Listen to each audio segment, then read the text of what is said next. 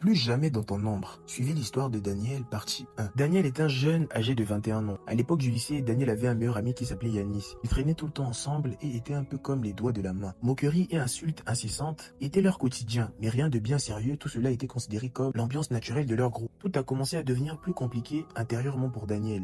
Il devait subir silencieusement les comparaisons incessantes des gens. Et pour ajouter tout ça, les filles n'étaient pas du tout intéressées par lui. Alors que pour Yanis, tout allait bien. Sur ce plan, il était le chouchou du lycée. Et lui était considéré comme étant la cinquième roue du carrosse. Pour les études supérieures, Daniel avait quitté Bordeaux pour aller à Paris, car les écoles y étaient plus spécialisées. Et ce changement lui avait été bénéfique. Il avait une copine et était apprécié autant à son école qu'à son travail. Un soir, alors qu'il sortait des cours, il reçoit un appel. C'était son ami Yanis. « Allô Daniel, devine où je suis à l'heure actuelle. » Daniel lui répond « Dis-moi tout Yanis. » Yanis active alors la caméra de son téléphone et se filme devant la tour Eiffel. « Je suis à Paris moi aussi. J'ai finalement décidé de venir continuer mes études ici.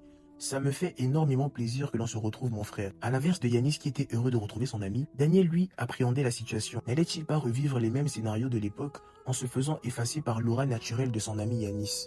Bref, pas le temps de réfléchir, il joue le jeu. « Je suis également heureux de te revoir mon frère. Je t'envoie mon adresse, tu pourras passer chez moi quand tu veux. » Yanis se rend donc chez Daniel et là, c'est les retrouvailles. Ils se prennent tous les deux dans les bras, un moment chargé d'émotions. Daniel vit chez lui avec sa copine Dominique. Il en profite donc pour faire les présentations avec Yanis. « Yanis, je te présente ma copine Dominique et vice versa. Pour toi Dominique, voici mon ami et frère Yanis. » Yanis répond sur un ton d'humour. « Tu as réussi à avoir une copine gros boulet. T'as sûrement dû galérer, j'imagine pas. » Dominique et Yanis on rigole naturellement, mais au fond de Daniel, un tas de flashbacks horribles refont surface. Dominique les laisse un moment, Daniel et Yanis en profitent pour discuter. « Alors Yanis, as-tu déjà trouvé un logement et ton université ?» Yanis lui répond pas du tout. « D'ailleurs, je voulais te demander, est-ce que ça te dérangerait que je reste chez toi juste le temps d'en trouver un rapidement? Je pourrais même contribuer au loyer de ce mois pour t'aider. » Dans la tête de Daniel, ça s'emballe. Devrais-je accepter de le garder chez moi? C'est mon ami en même temps, je n'avais pas à le laisser dans la merde. Daniel lui dit: oui, il n'y a pas de problème, tu pourras rester. Je t'aiderai dans tes recherches, comme ça ira plus vite. Mais je n'ai pas de chambre ici. Il n'y en a qu'une, mais mon canapé peut se transformer en lit. Du coup, tu pourras t'en servir en attendant. Pas de problème, ça ne me dérange pas du tout. T'inquiète pas et encore merci mon frère. La nuit était déjà tombée depuis bien longtemps.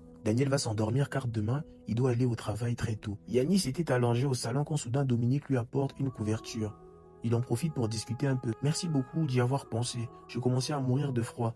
Lui dit Yanis, de rien c'est normal, je l'ai fait dès que je me suis rendu compte que tu n'en avais pas. Ils s'étaient posés pour quelques minutes mais finissent par parler et rigoler pendant longtemps car le courant était bien passé entre eux. Daniel se réveille et constate que sa copine n'était pas à ses côtés. Il sort et guette dans le salon, il la voit en train de discuter et de rigoler avec Yanis. Ça le pique dans son ego. Mais d'une autre part, il avait confiance en Dominique, il décide de se taire et de ne rien dire. Les jours s'enchaînent et la relation entre Dominique et Yanis devenait de plus en plus bizarre.